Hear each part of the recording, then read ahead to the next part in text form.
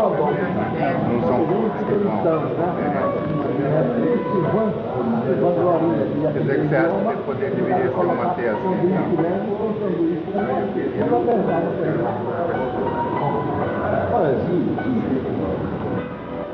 Mas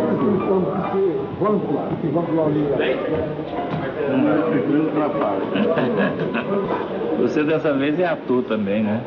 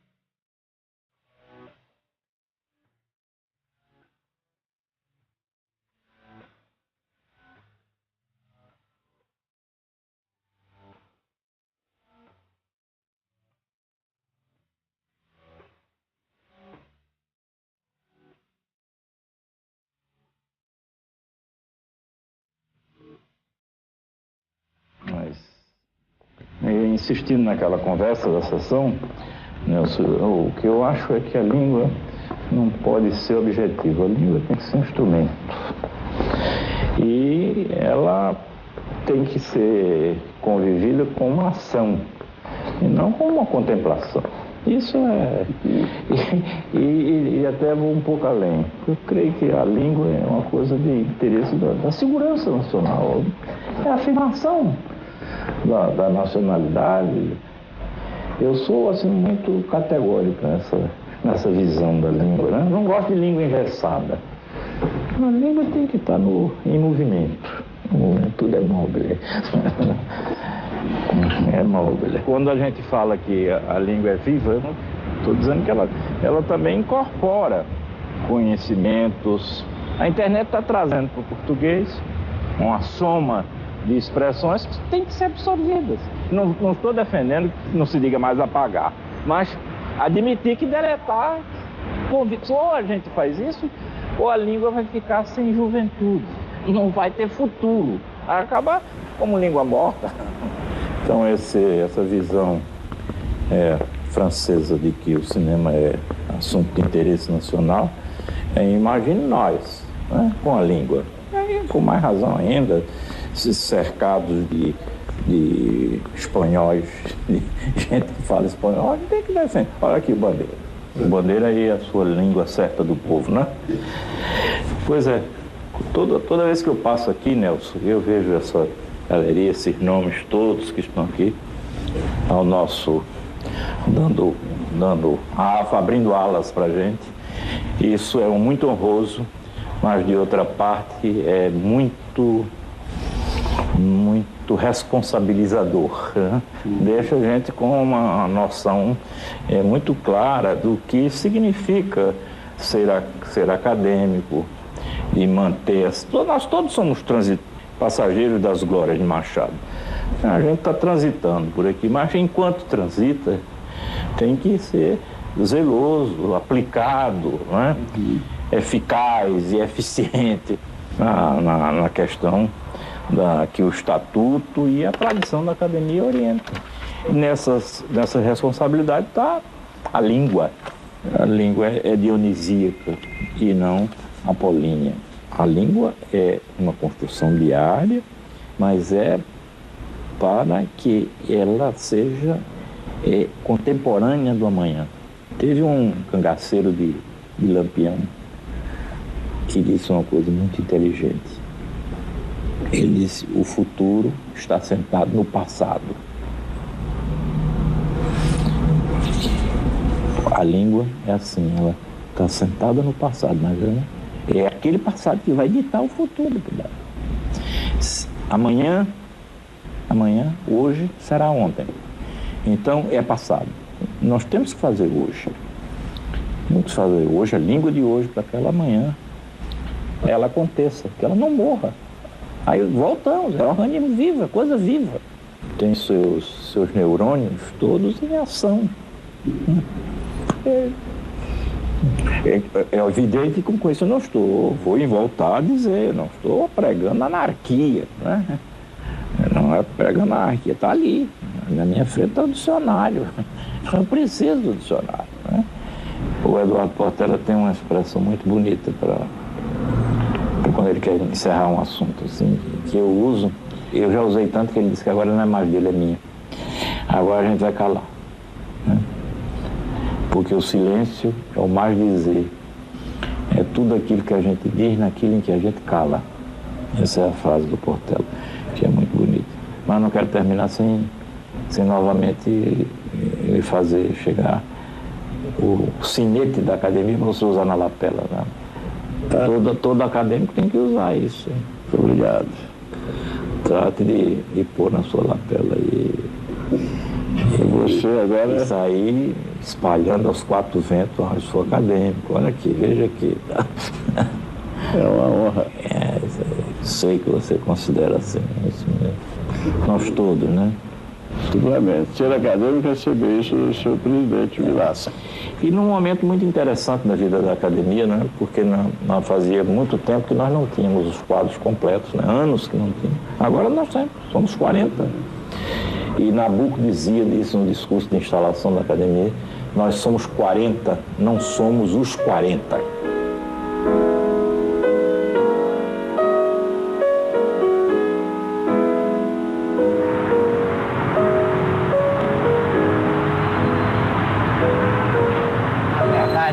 Nós saímos do berço com a língua. É a língua que nos mostra como é o mundo. Eu tive muita sorte porque meu pai sabia o nome de todas as coisas. Sabia o nome de cada um dos passarinhos, sabia o nome de cada árvore que vimos em nossos passeios matinais. De maneira que eu aprendi com ele desde cedo que as palavras são muito importantes. Têm que ser tratadas com seriedade, porque elas nos definem o mundo.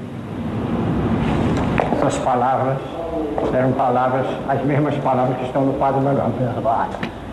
Outras vezes eram palavras tupis, e às vezes eram palavras ambundas.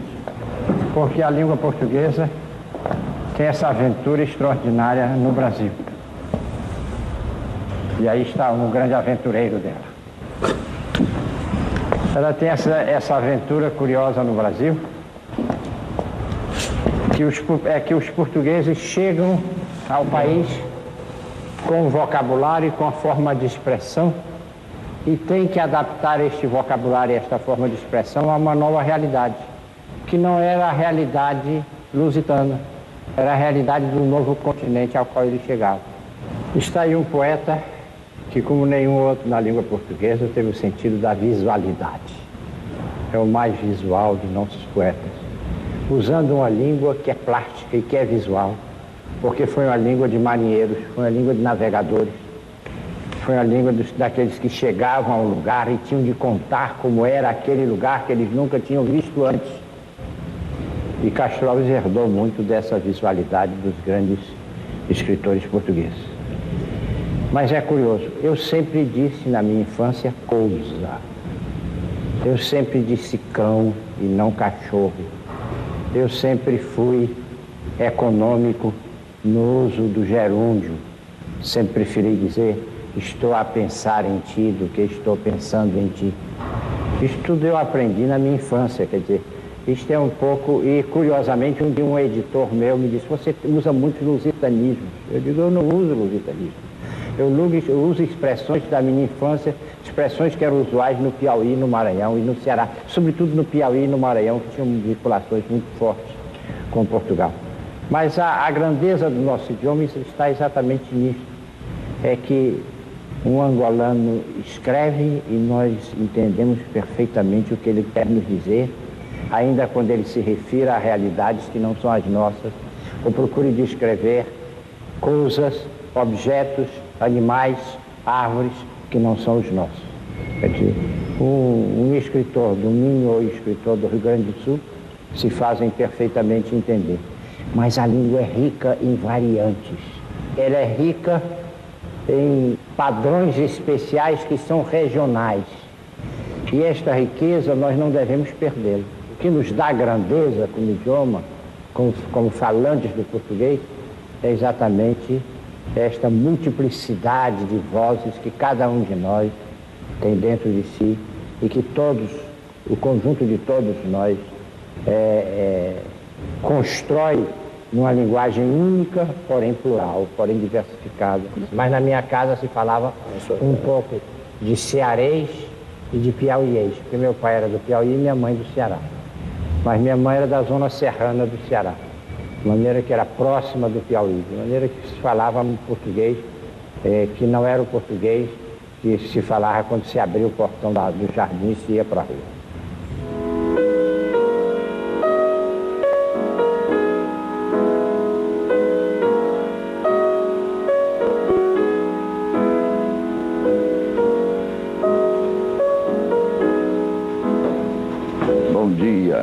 Bom dia. Tudo que Bom dia. funciona dentro de certos princípios, de certas regras.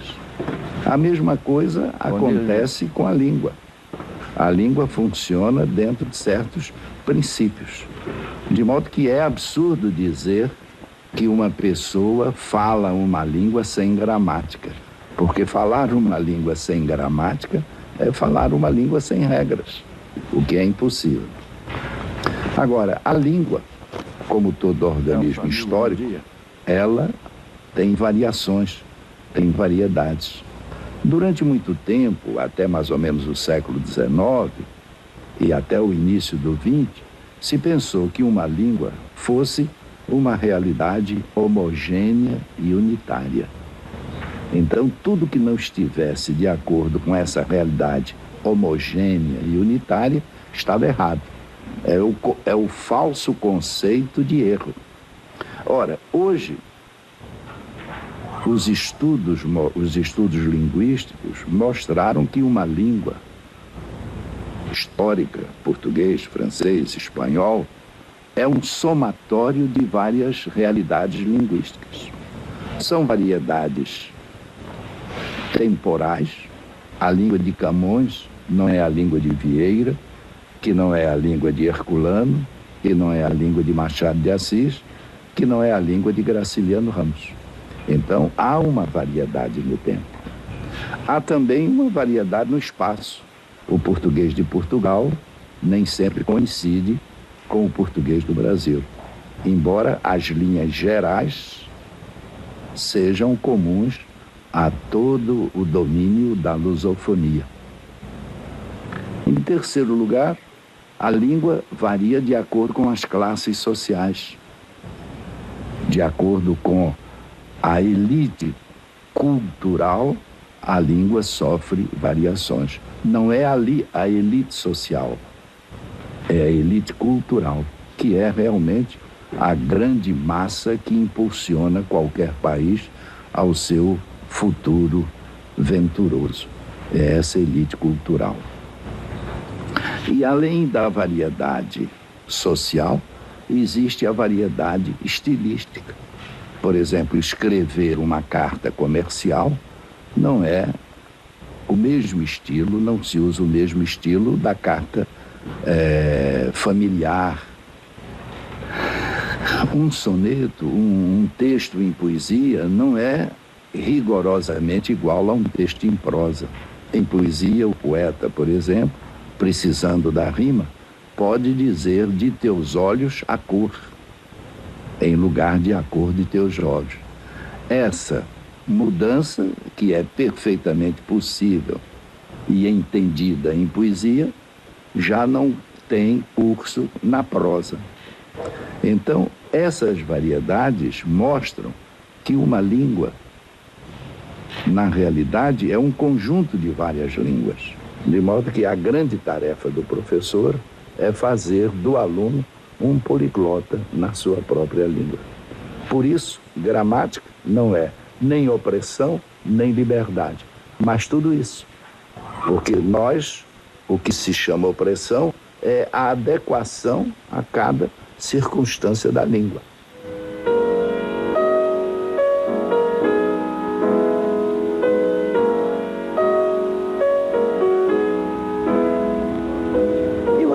em dia, a gente está vivendo um momento de uma certa encruzilhada pela presença muito forte da mídia, que tem uma tendência homogeneizante de linguagem, quer dizer, fazer todo mundo falar igual.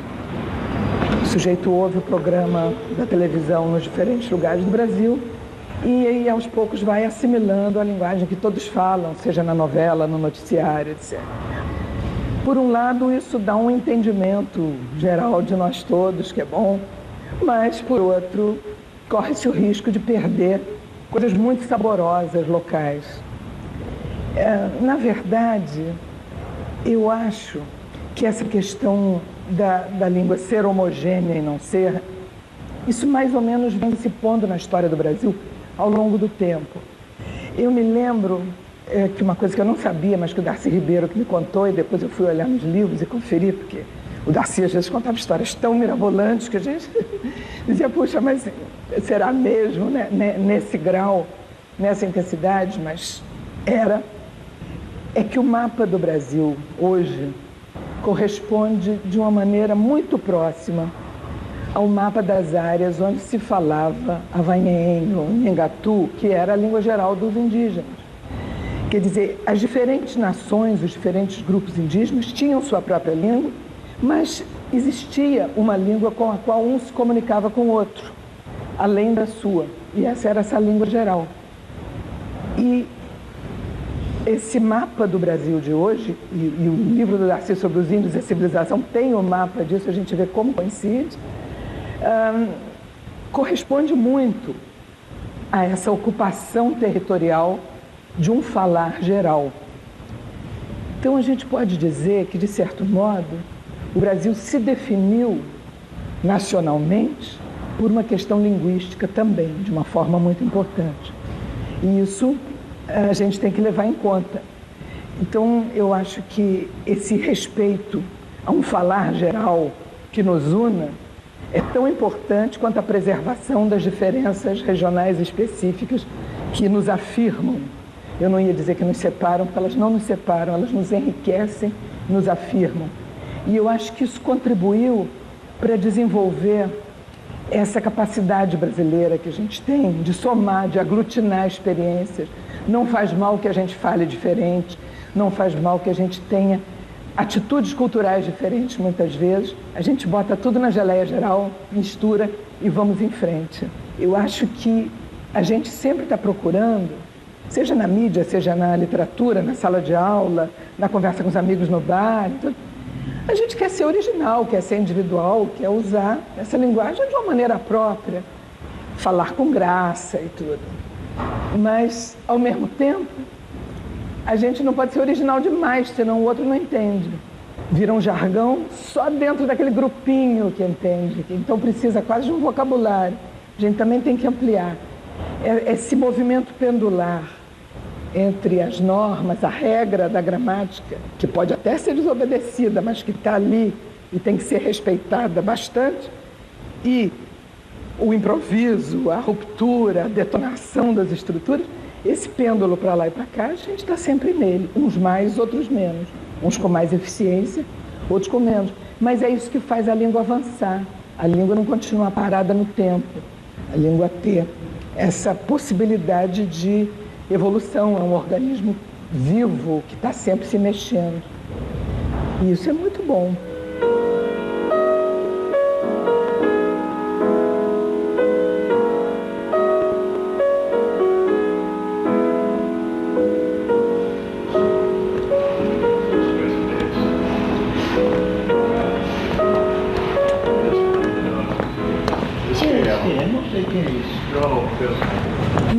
Na minha opinião, assim como a diversidade cultural abrange também a diversidade linguística, né?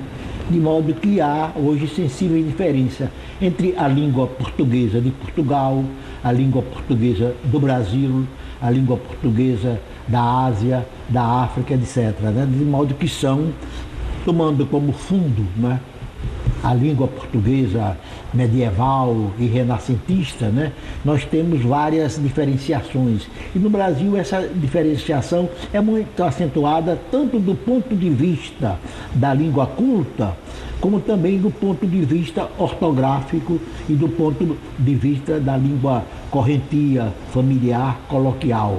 E além dessas diferenças fundamentais, você tem que levar em conta que, sendo o Brasil um país continental e um país que hoje é o grande estuário da língua portuguesa, né, com quase 200 milhões de falantes, né, essa diversidade também se acentua muito do ponto de vista geográfico. Por exemplo, eu sou de Maceió, Alagoas, né, que é um estado que guardou, né, os falares, né, os dizeres e os escreveres desde, vamos dizer, o Renascimento até agora, de modo que isso é muito diferente, quer dizer, o impacto imigratório foi muito pequeno, de modo que é muito diferente do português que se fala no Rio Grande do Sul, no Paraná, em São Paulo, né, que são estados que receberam grandes correntes imigratórias, de modo que a língua se transformou de uma maneira geral.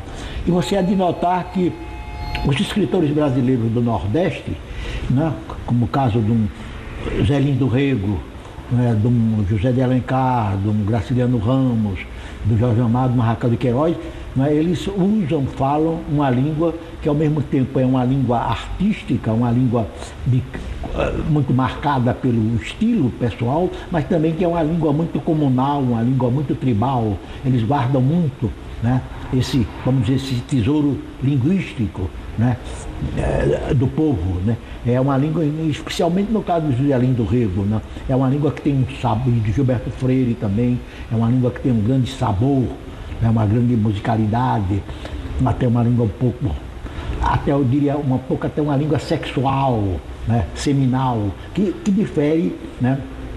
Vamos dizer, da língua dos escritores do centro e do sul.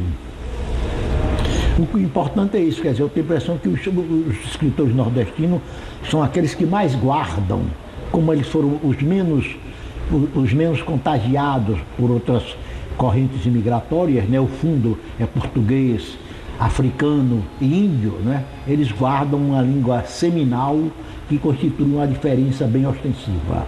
A poesia é uma operação linguística, né? É até uma operação prosódica, né? De modo que cabe aos poetas, né, não apenas conservar, né, mas também renovar a língua, né?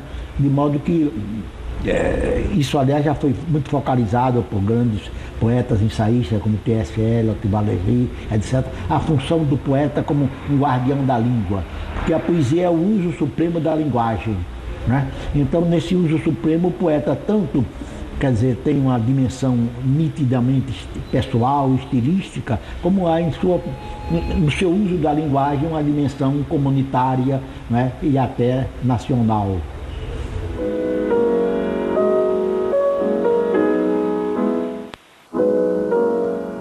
Nós falamos gauchês, que é um idioma, né, que de alguma maneira se preservou, a começar pela localização do Rio Grande do Sul. Nós estamos na ponta do país, né? Distantes, por exemplo, do eixo Rio-São Paulo, né? Por outro lado, o Rio Grande do Sul teve a sua história própria, uma história que envolveu assim, lutas, a afirmação de uma identidade, e essa afirmação da identidade se traduziu no idioma, né? E é por isso assim que o sotaque gaúcho, as expressões gauchescas, né, identificam tão facilmente as pessoas que vêm lá. É claro que isso não se refere a todo o Rio Grande do Sul. Isso é mais evidente no caso dos rio-grandenses que vêm da região sudoeste, da fronteira. Eles têm um sotaque mais acentuado e usam mais esses termos gauchescos, né? E é admirável a maneira como o Rio Grande do Sul preservou a sua tradição cultural, né? Chama a atenção de todos os estudiosos. Existe isso que nós chamamos de Centros de Tradições Gaúchas, os CTGs, que cultivam a música gauchesca, a dança gauchesca, os costumes gaúchos, como o chimarrão, o churrasco, essa culinária própria. E tudo isso contribuiu, né, para manter também o idioma. Eu não sei, né, se esse idioma não vai ser influenciado pelo processo de integração nacional, pelas redes de televisão, pelo próprio processo da globalização, né? Por exemplo, nós ainda usamos como pronome da segunda pessoa o tu, né? Mas isso, nós estamos na contramão de todo o Brasil que fala você. Quanto tempo nós ainda usaremos o tu em vez do você é uma incógnita que só o tempo responderá. Claro que a TV está em todo lugar, né? E a TV vai mudar o idioma brasileiro, né? Não devemos ter dúvida que o que mais vai unificar o idioma brasileiro, o que mais vai eliminar as diferenças é a TV.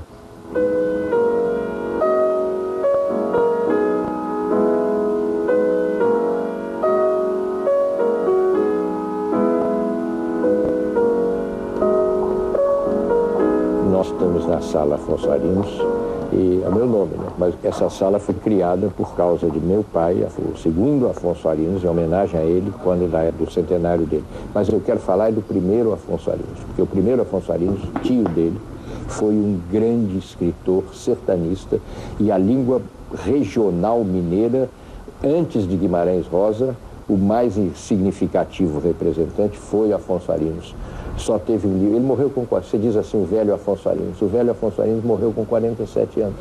De modo que em vida ele só publicou Pelo Sertão, outros livros foram publicados depois, mas eu fui muito ligado a Guimarães Rosa.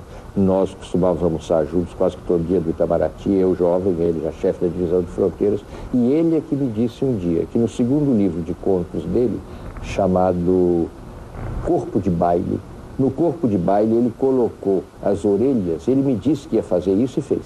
Ele com as orelhas, a orelha em geral tem dados biográficos ou tem dados críticos sobre a obra, em vez disso ele disse assim, eu vou pôr como orelha do meu Corpo de Baile o Buriti Perdido, que é um poema em prosa do seu tio Afonso Arinos, eu quero significar a minha filiação literária àquela corrente regionalista, sertanista, de que Afonso foi o primeiro e o grande mineiro. Agora, é claro que Rosa não tem comparação.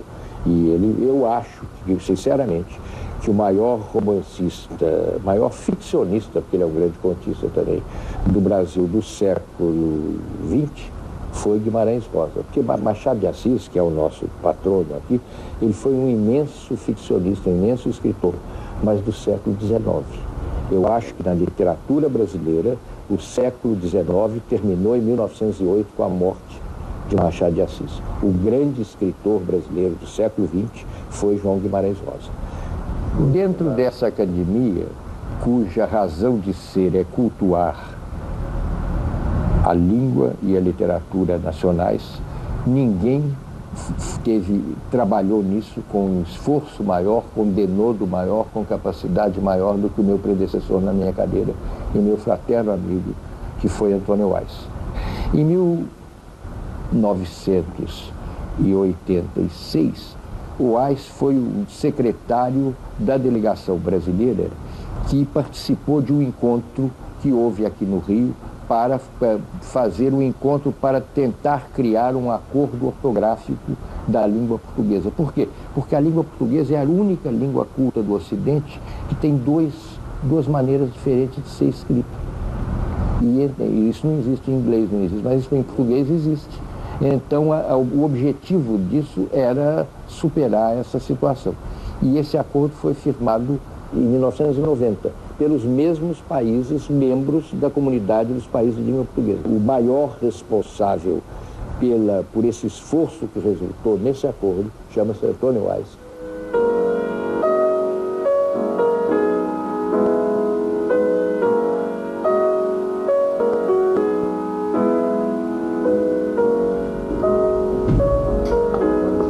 O português é uma língua muito bonita, muito cantante. Ela é uma língua muito difícil, também vamos ser verdadeiros, é uma língua muito difícil, mas ela é muito gostosa, ela é muito bonita, ela diz muito do que nós somos, do povo que nós somos, do povo mestiço que somos, né? Essa mistura de etnias tão bonita e tão democrática, Agora, o que está acontecendo é um descuido quase que generalizado pela língua portuguesa. A televisão é entretenimento, mas é educação também. O que nós podemos comemorar em matéria de educação na televisão brasileira? E pior, vem aí a TV digital. A TV digital vai ser uma explosão, porque a qualidade dela é extraordinária, o que significa alta definição. Nós vamos ter um cinema na televisão, em termos de imagem, e uma conquista da moderna tecnologia, que é a interatividade. Haverá canais, os atuais canais privados, eles serão mantidos com essa qualidade.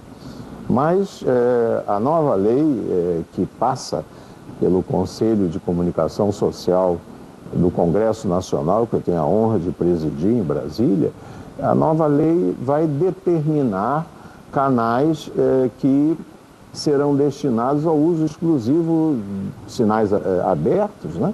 para educação, para a cultura, para os três poderes, para a cidadania. Haverá um canal 24 horas no ar de cidadania. E então nós podemos comemorar que em matéria de hardware nós estamos muito bem. Vamos nos ombrear com os países mais desenvolvidos do mundo. Em matéria de software, nós estamos engatinhando. Você pode ter certeza que vai faltar munição para esses canais que vêm aí, porque nós não estamos produzindo como deveríamos essa parte relativa ao software, utilizando inclusive os complementos indispensáveis à televisão que se refletem na leitura. O livro é um elemento insubstituível de cultura. A televisão não é para acabar com o livro. Há uma necessária intercomplementaridade da televisão com a leitura do livro retangular, confortável, aquele livro de sempre, a partir do Gutenberg, fez esse sucesso no mundo todo. Ele não vai acabar, ele não pode acabar. Ele tem que ser, vamos dizer assim, trabalhado em conjunto com essas modernas tecnologias, a sociedade pós-industrial, a era do conhecimento, essas coisas bonitas sobre as quais se fala, mas que nós estamos caminhando mal, porque nós estamos caminhando para fazer uma televisão avançadíssima com uma cultura de terceira categoria, terceira classe. Por quê? Porque nós estamos desprezando a importância do livro. No livro, a língua portuguesa, a nossa língua portuguesa, que o Fernando Pessoa dizia tão bem, né? Minha pátria é a língua portuguesa.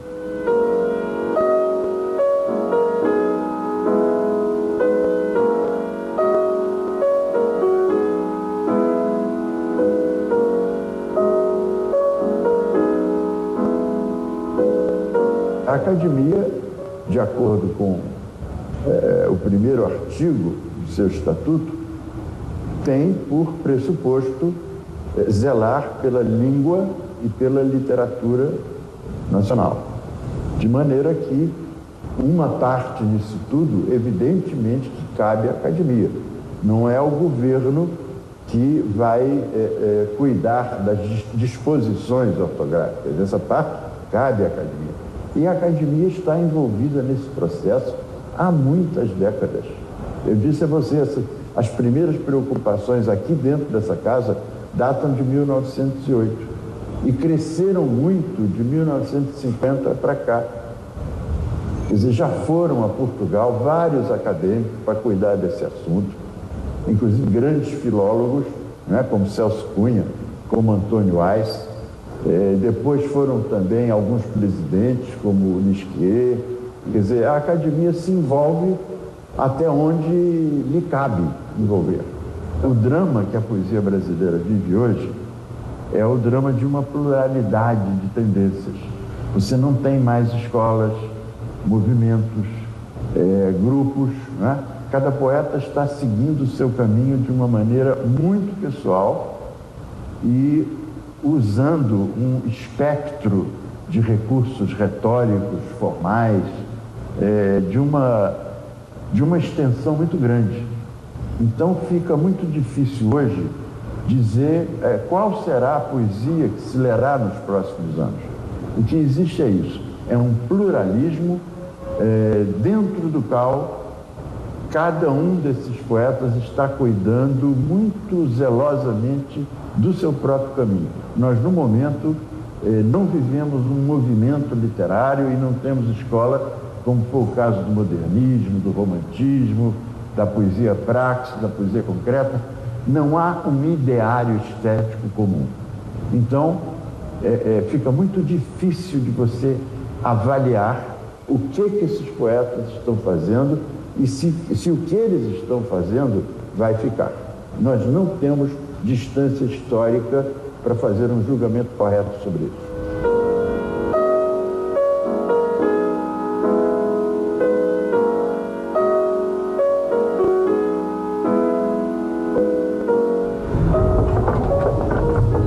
A literatura se alimenta da liberdade. Quer dizer, o oxigênio da literatura é a liberdade. E essa liberdade permite que ela transgrida.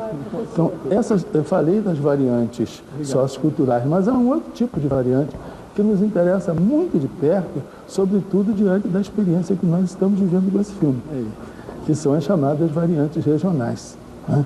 Ao lado, a língua portuguesa, como acontece com várias línguas, ela admite uma série de variantes regionais que não interferem na sua unidade, nem nela mesma como um sistema organizado.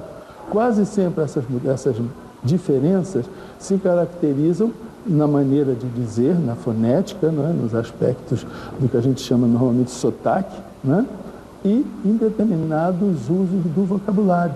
Essas mudanças, variações, elas não interferem absolutamente na língua como um sistema organizado. Essas são as chamadas variantes geográficas ou regionais, que podem ter caráter continental, podem ter caráter nacional. Em termos continentais, a nossa fala portuguesa do Brasil se aproxima demais da fala portuguesa de Angola, por exemplo, né? Por razões históricas, por motivos históricos. E por motivos históricos se afasta um pouco mais em termos de pronúncia da fala de Portugal.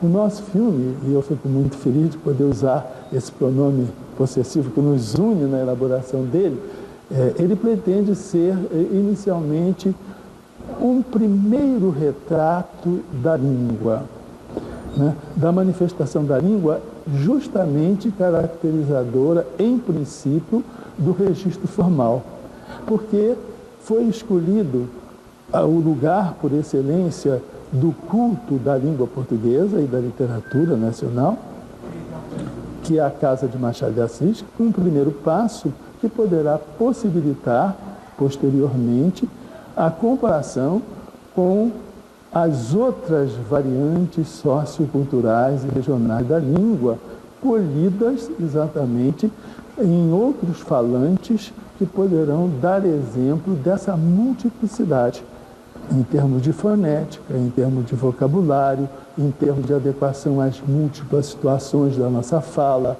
em termos de manifestações da nossa cultura, em termos de manifestações da nossa literatura, uma vez que as três dimensões estão ligadas. Então, repare que coisa fantástica. Num filme, você ter um painel da diversidade que não prejudica a unidade da língua. E essa unidade da língua que contribui necessariamente para a unidade do país.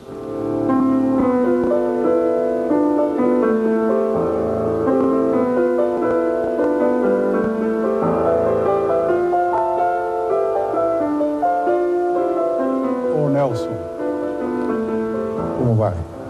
Tudo bem? Esperando. Pois não. Nelson, nós estamos aqui na sala dos presidentes da Academia Brasileira de Letras. É uma galeria aí de todos os presidentes, até Ivan Junqueira. A figura de Marcos Vinícius Vilaça ainda não entrou porque ele está em exercício da presidência. Você sabe, Nelson, o primeiro artigo dos estatutos da Academia Brasileira de Letras impõe a defesa da língua e da literatura nacionais. Isto vem sendo feito desde a fundação até hoje, há 110 anos. Os componentes, os integrantes da academia foram defensores, cultores da língua, e não só aqueles escritores de narrativa, de ficção, de poesia ou de ensaio, mas de outras áreas do conhecimento humano que também escreveram muito bem. Isso significa a defesa do idioma, que é algo que eu acho até que é importante para a segurança nacional, a defesa do idioma. Nós falamos do Oiapoque, do Chuí, o mesmo português aqui no Brasil, e isso é que nos dá essa identidade, essa formação, esse contexto de um país unido. Na verdade, aqui na academia, nós tivemos acadêmicos de diversos pontos do país. E hoje mesmo, nas nossas sessões plenárias, nós ouvimos diversos falares, o falar nordestino, o falar gaúcho, o falar mineiro, o falar carioca.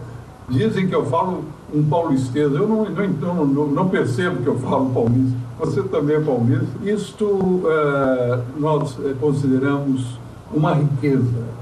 Uma riqueza porque, na medida em que esses falares se agregam, por exemplo, no nosso vocabulário, ele cresce o vocabulário. Hoje são 400.000 palavras, étnicos, que estão à nossa disposição, e nós fizemos aqui na academia um vocabulário ortográfico da língua portuguesa, listando esses 400.000 étnicos. E você vê que riqueza incrível nós temos à nossa disposição. Eu acho que no falar normal, no cotidiano, a gente não emprega mais de 500 palavras. Quando vamos escrever, então, procuramos melhorar o nosso vocabulário. E muitos escritores, como, por exemplo, Rosa, Guimarães Rosa, que inventam um falar baseado naquilo que ele ouviu no interior de Minas Gerais. Ou, então, um escritor que fala bem a nossa linguagem hoje do Rio de Janeiro, ou mesmo da Bahia, como João Baldo Ribeiro, né? Então, tudo isso representa o quê? Um acervo importantíssimo que a academia procura preservar, não só nas suas publicações, como também nas suas conferências, nos seus seminários, nos seus concertos até, onde música brasileira predomina, também nas atividades das nossas duas bibliotecas, nas atividades que temos no Centro de Memória, como acabamos de ver, e na internet, no nosso portal, que hoje está aberto para o mundo. Então, tudo isso significa o quê? Significa, Nelson, que estamos cumprindo o legado que nos foi deixado pelos pais fundadores, isto é, a defesa da língua portuguesa falada no Brasil, a língua do povo brasileiro.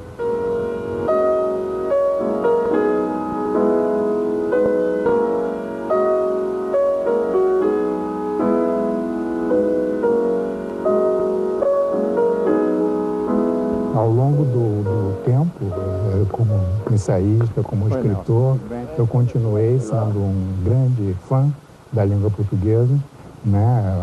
A leitura dos clássicos sempre foi uma coisa prazerosa para mim, não apenas uma atividade pedante, mas uma atividade agradável. Então, o português para mim sempre foi uma referência. Eu devo dizer que talvez a norma culta, talvez o português culto, o português escrito, seja o português a que eu tenho me dedicado mais pela própria natureza das minhas funções. Quer dizer, eu não acho que o português popular, o português que se fala correntemente, é uma língua extremamente saborosa. Sempre tive prazer, inclusive, em aprender termos regionais. Dialetar não se pode dizer, mas, enfim, o português em toda a sua variedade. Mas, de fato, o português que eu conheço, que eu manejo, que eu domino, tenho a impressão, é o português culto. E eu tenho a impressão, a chamada norma culta. Eu acho que isso levanta um problema que eu gostaria de discutir com você sobre a questão da dicotomia entre a norma culta e a norma popular. né? O Manuel Bandeira, eu sempre colocaria isso com os outros entrevistados, né? O poema do Manuel Bandeira, a língua errada do povo, não, a língua certa. A língua certa. Não, aí você já encontra essa ideia desde o Manifesto Antropófago, né? De 1928, em que o Oswald de Andrade fala da contribuição milionária de todos os erros. Então, o erro de português faz parte do português correto não do ponto de vista gramatical, mas correto enquanto língua do povo. Mas eu queria só voltar a essa questão do cânone, que me parece importante.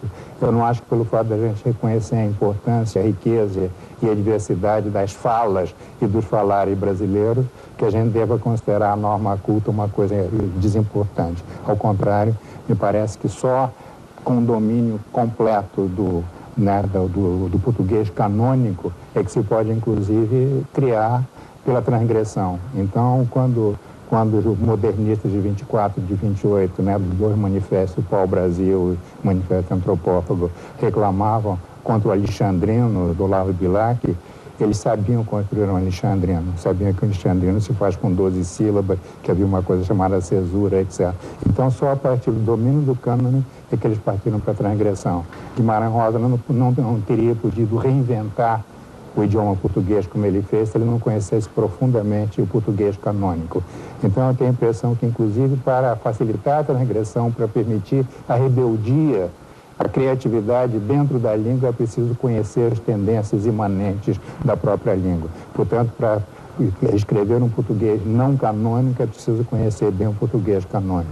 Eu acho que isso tem a ver, eu estou insistindo muito, porque existe um certo populismo pedagógico que me parece perigoso, que acha, por exemplo, que não se deve na escola corrigir as crianças que usem incorretamente o plural, porque isso seria humilhante do ponto de vista da criança. Eu acho que o humilhante são os fracassos que o jovem que não domina o código culto vai experimentar quando ele for pedir o primeiro emprego.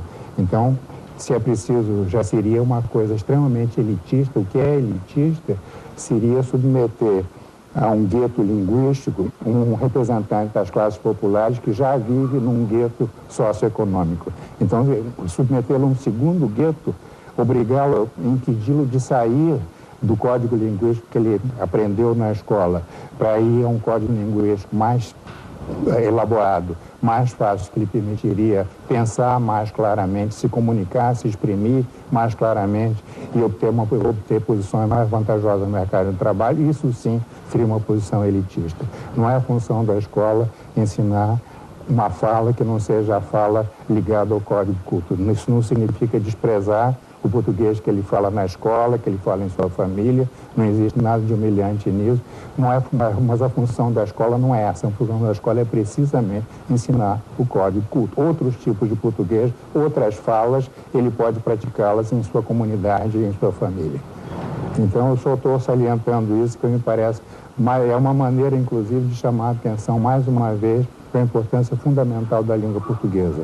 Só a língua portuguesa é conhecida em toda a sua complexidade, em toda a sua sutileza, em toda a sua enorme riqueza semântica. Só o domínio tão completo como possível dessa língua é que vai abrir uma janela para o mundo, para os jovens estudantes, é que vai permitir realmente a pessoa poder se comunicar e agir, inclusive, como cidadão. Você não pode agir como cidadão sem compreender completamente e sem poder o que é dito pelos candidatos a cargos eletivos, por exemplo, e sem que as suas próprias demandas e reivindicações sejam expressas com clareza. Portanto, condição de formação de personalidade, de formação cultural e condição de cidadania. Viva o português!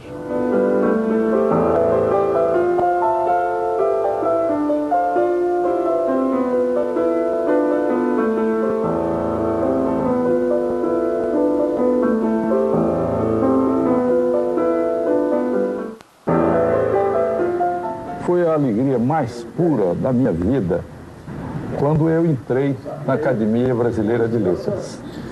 Eu sempre digo que acho muito mais importante eu ser acadêmico do que realmente ter sido presidente da República.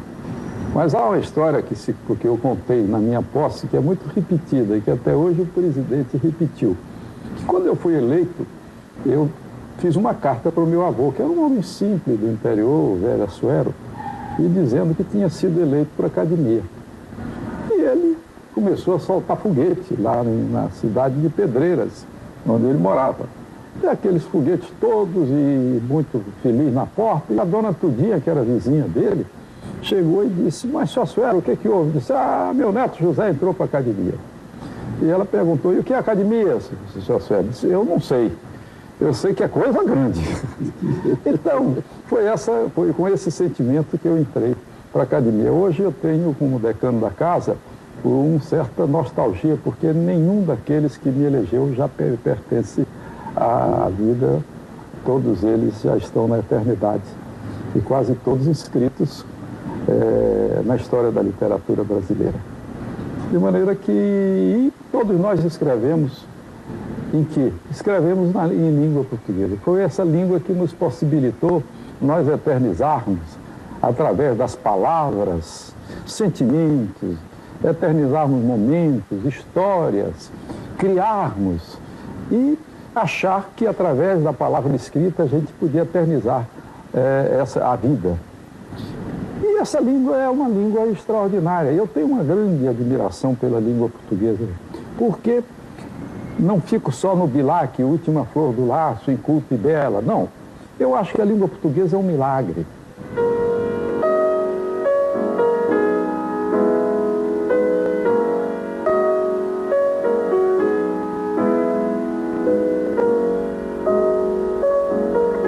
Apesar de ter nascido no Rio de Janeiro, tudo bem, eu passei os anos paradisíacos, de 1 a 5, 6 anos de idade, no Espírito Santo. O Espírito Santo é aquele estado cercado de Rio de Janeiro, de Minas, de Bahia, e por isso muitos não localizam na minha fala um sotaque carioca. Por essa formação inicial, né, de falante e ouvinte, porque evidentemente a gente fala aquilo que ouve inicialmente, né, em Minas Gerais, então não tem esse che final, o S muito chiado. E quando falamos em diferenças regionais, normalmente essas diferenças pegam 2 planos da língua. O mais evidente é o fonético, que vai criar os sotaques específicos, né, da fala baiana, da fala gaúcha, da fala carioca, da fala paulista. E um outro aspecto que é pitoresco, mas eu acho menos estrutural, que é o do vocabulário. Nós falamos alguma palavra em mexerica, tangerina, abóbora, jerimum, né? Então aí é um elemento mais episódico, a meu ver, né? É uma maneira diferente de nomear um objeto, porque esse não chama tanto a atenção quanto uma diferença de fonética, uma diferença de sotaque. E eu faria uma diferença aqui, uma distinção, melhor dizendo, entre diferenças que são regionais e costumam ser aceitas, apesar de uma tentativa de padronização da fala carioca através da força da televisão, que está pasteurizando um pouco essas opções regionais, né? Mas há uma outra diferenciação, que aí as implicações são mais graves, que são as diferenciações sociais, em que determinada classe, uma classe de elite, por exemplo, domina o vocabulário, a sintaxe de uma forma, e os que não são favorecidos socialmente tentam falar essa língua e acabam falando um simulacro dela. Então é uma variante que não é geográfica, mas é social e coexiste no mesmo espaço geográfico. Numa cidade como o Rio de Janeiro, você tem uma maneira de falar de Zona Sul, de Copacabana, Ipanema, você vai ter um dialeto, uma sintaxe, uma fonética, por exemplo, da favela, né? Com seu jargão específico e com a sua maneira mais sincopada de articular as frases. E muitas vezes essas diferenças ocorrem de estratificação social, não em bairros diferentes, mas em cômodos diferentes da mesma casa, né? O sotaque, se nós remetermos à antiga imagem e sempre atual de Gilberto Freire, né? A Casa Grande e a Senzala ocupando espaços quase que indivisíveis na superfície de um apartamento ou de uma casa, ou de uma mansão. Acredito que todas essas normas linguísticas tem a sua fundamentação, mas evidentemente como mecanismo de ascensão social é preciso o domínio da norma padrão. Antigamente se dizia a norma culta, né? Porque podendo circular essas normas paralelas, né? Essas normas de classes, outras categorias sociais, os seus falantes terão uma imensa dificuldade de inserção no mercado profissional se carregarem essas marcas, porque nesse aspecto isso não é considerado marca e sim é considerado estigma, o que é bastante diferente.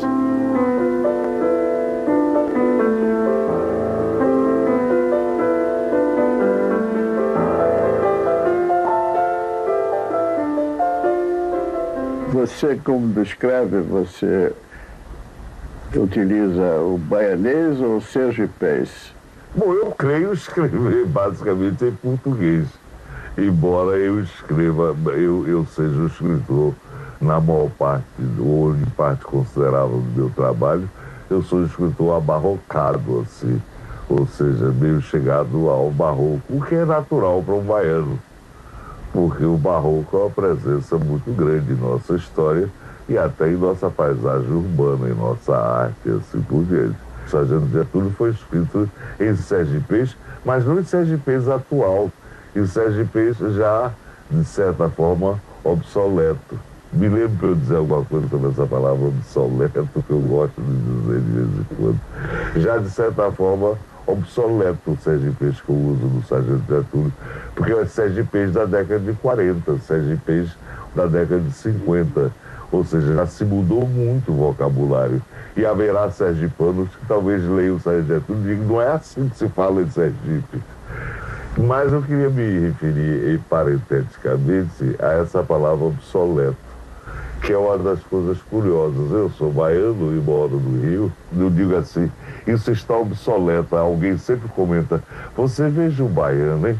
Obsoleto. Ele fala, como ele abre a vogal, eu fico irritadíssimo. Eu digo, eu pensei que o correto não era secreto, porque obsoleto não é correto. Não sei porque ele pertence à mesma família que discreto, correto, e é com aberto, porque a palavra é obsoleto, assim como é discreto, correto, enfim. Pois é.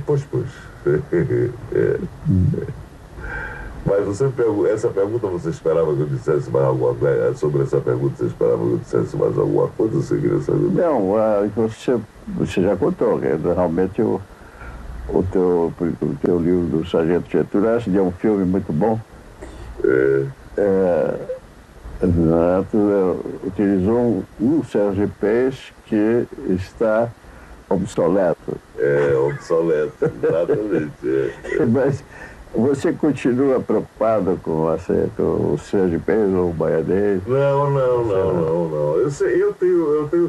Eu tenho certas preocupações com estereótipos. O baianês tem muitos mistérios para quem não está habituado a ele. Como, por exemplo, a palavra retado, que também costumava ser considerada uma palavra pesada na minha infância, não se dizia na presença de senhoras.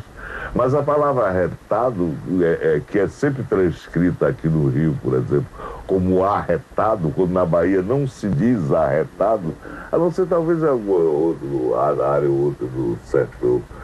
A palavra retado tem uma extrema riqueza conotativa, é uma palavra muito plurívoca. E o verbo retar, o verbo pronominal se retar,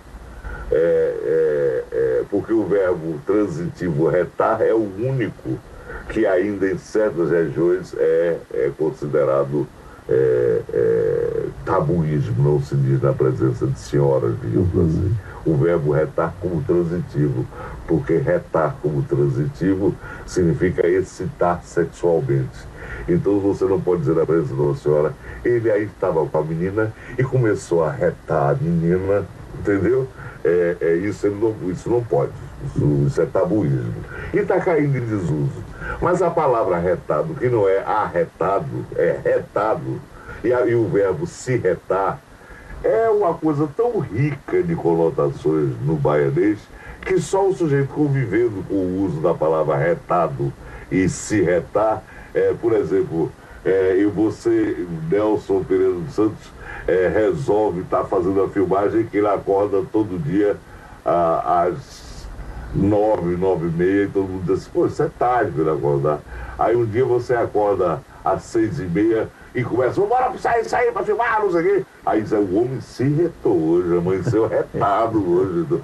Ou então é uma palavra de admiração, ele é um retado, é um sujeito retado. Pô. Ou então, rapaz, o homem se retou, chegou aqui retado da vida e tal. Quer dizer, é uma palavra muito rica. Como você considera o papel da Academia Brasileira de Letras em relação à língua portuguesa do Brasil?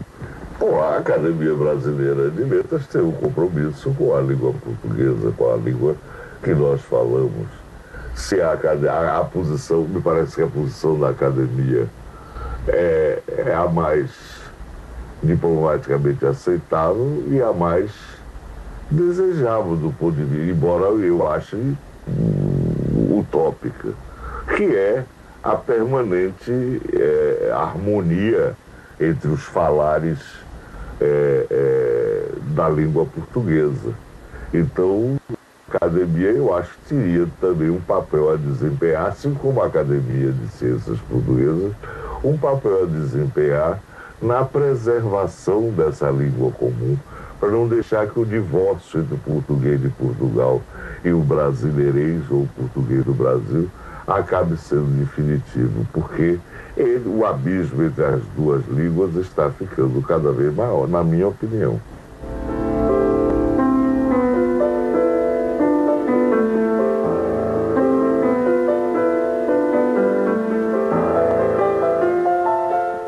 Eu me lembro especialmente do Sermão da Cinza, que eu vou tentar reproduzir um pedaço aqui de memória para você avaliar o que eu estou dizendo. O padre Vieira pregou esse sermão na quarta-feira de cinzas, não é? E por isso que se chama Sermão da Cinza. Duas coisas prega hoje a igreja a todos os mortais. Ambas grandes, ambas tristes, ambas certas, ambas temerosas, ambas de difícil entendimento. Olha, começa esse temerosos aí. Se você traduzir para qualquer língua, sai uma palavra menos forte. Bom, mas vamos continuar. Ambas grandes, ambas tristes, ambas certas, ambas temerosas, ambas de difícil entendimento. Uma é presente, a outra é futura. Mas a futura, nossos olhos já podem vê-la. E a presente não alcança o nosso entendimento. E que duas coisas misteriosas são essas? Sois pó, e em pó vos haveis de converter. O pó futuro, o pó em que nos havemos de converter, não precisa fé nem entendimento para o alcançar. Basta a vista. Em qualquer sepultura, aberta ou fechada, podereis ter a prova do que vos digo. Que dizem aquelas letras? Que cobrem aquelas pedras? As letras dizem pó. As pedras cobrem pó. E tudo que ali há é o nada que havemos de ser. Tudo pó. Mas se o pó futuro, o pó em que nos havemos de converter, não precisa fé nem entendimento para o alcançar, o pó presente, o pó que somos, nem a nossa vista o vê, nem o nosso entendimento o alcança. O homem é uma substância vivente, sensitiva, racional. O pó vive? Não. O pó sente? Não. Pois como é pó o vivente, o sensitivo, o racional? Nenhuma coisa nos poderia estar melhor do que não ter resposta nem solução a esta dúvida. Mas a resposta e a solução dela serão a matéria do meu discurso. Para que eu acerte a desenvolver tão dificultosa verdade e todos nós possamos aproveitar deste tão importante desengano, peçamos àquela senhora, que foi a única exceção deste pó, nos alcance a sua costumeira graça. Você está vendo que como a língua portuguesa é bonita e forte e expressiva. Então eu tive essa experiência. Quando eu li o Sermão da Cinza, eu disse para mim mesmo, você pode escrever peça ruim, mas não é por culpa da língua portuguesa, não. É por culpa sua, porque o português serve, inclusive, tem a musicalidade do português, serve, inclusive, para o teatro. Não é? Porque isso é teatro puro, não é?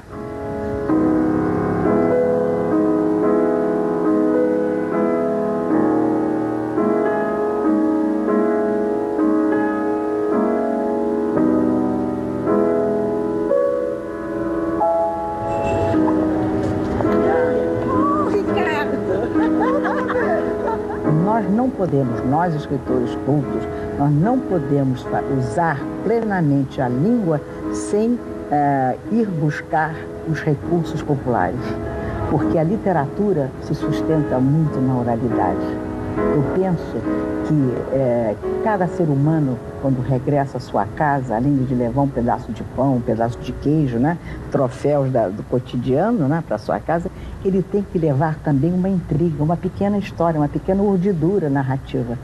E ao mesmo tempo, quando ele chega em casa, heróica, levando uma história, ele vai encontrar em casa pessoas que também lhe devolvem com uma história. Portanto, isso prova que nós, escritores, nos nutrimos deste material espúrio, avassalador, porque a língua é uma maravilha, porque ela não seleciona. Ela não tem uma estética prévia. Portanto, ela não é escrava dos ditames da arte. A língua, ela é uma expansão, é uma explosão. Ela não tem compromisso com a glória, com a fama, com as instituições, com a Academia Brasileira de Letras. Ela é aquilo que todos nós cobramos da humanidade para sermos parte dessa humanidade. Portanto, ela é vagabunda, ela é errante, né? Ela é incorreta, ela diz o que quer. E nós, escritores, vamos lá para consolidar as frases não inventadas por nós, mas as frases prévias da língua, que nos chegam e que nós escrevemos. De modo que eu, pessoalmente, como escritora, sempre tenho uma dívida extraordinária com os ruídos populares da língua, com a maneira de contar do povo, com a oralidade, né? Só que nós temos estátuas. Machado de Assis tem uma estátua à entrada da nossa academia e o povo não tem.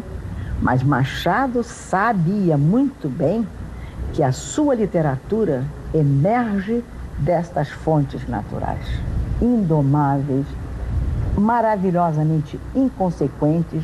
É um material que aguarda ser aprendido pelos grandes escritores de um país. Meu idioma tem o dom de transformar, faz do palácio do samba uma casa portuguesa. É uma casa portuguesa, com certeza. Vem no Vira da Mangueira, vem sambar. Meu idioma tem o dom de transformar, faz do palácio do samba uma casa portuguesa. É uma casa portuguesa, com certeza. Quem sou eu? Tenho a mais bela maneira de expressar. Sou mangueira, uma poesia singular. Fui ao Lácio e nos meus versos canta a última flor que espalhou por vários continentes um manancial de amor. Encontrarão o Brasil nos fazendo a maior riqueza. A nossa língua portuguesa se misturou com tupi não brasileiro. Mais tarde o canto do meio ecoou. Assim a língua se modificou.